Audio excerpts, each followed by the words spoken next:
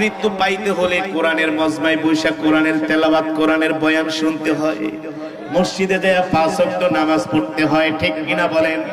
যারা রাত 3টা পর্যন্ত জায়গা জায়গা ফুটবল খেলা দেখে আর মেসি নেইমার কইয়া চিল্লায়, ওদের কপালে এমন মৃত্যু নাই। যারা বাংলা সিনেমা দেখে চায়ের দোকানে বৈশা 3 ঘন্টা লাগায় নামাজ পড়তে মসজিদে যায় না, ওদের কপালে এই মৃত্যু নাই, ঠিক কিনা বলে? তাদের কপালে এই মৃত্যু।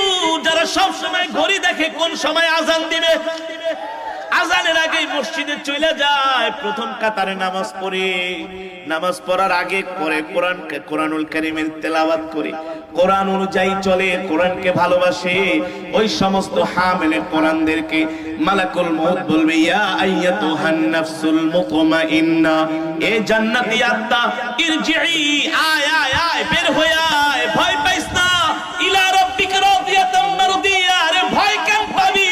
তোর রব তোর উপরে খুশি। আল্লাহু আকবার। তোর রব তোকে ডাকতেছে, ফাদখুলি ফি ইবাদি ওয়াদখুলি জান্নাতি। আল্লাহ বলে, তুই আমার ইবাদত করছিস, এবার আমি আল্লাহ তোকে জান্নাত দিব। তোর ইটবালু সিমেন্ট নিয়ে নাম। যখন মালাকুল মউত এই কথাগুলো বলে, তখন ওই লগে থাকবি না হামিলে কোরআনকে যে ভালোবাসে মুস্কি মুস্কি হাসে। এবার সাদা শুভ্র রুমালের মধ্যে আতর লাগায়, খুশবু লাগায়, জান্নাতের খুশবু। যখন মানুষ খুশবু লাগায়, আতর লাগায়, তখন কি করে? ঘেরান নেয় না? ঘেরান নেয়, আবার ছাড়ে। জানতে এত সহজে বের হয় না। হয় দেখবেন একটা গরু যখন কোরবানির সময় জবাই করেন, 10 মিনিট 5 মিনিট লাগে জান বের হইতে, এত সোজা না। 10-15 জনে ধইরা রাখতে পারে না, যখন জানটা বের হয় এত সোজা না।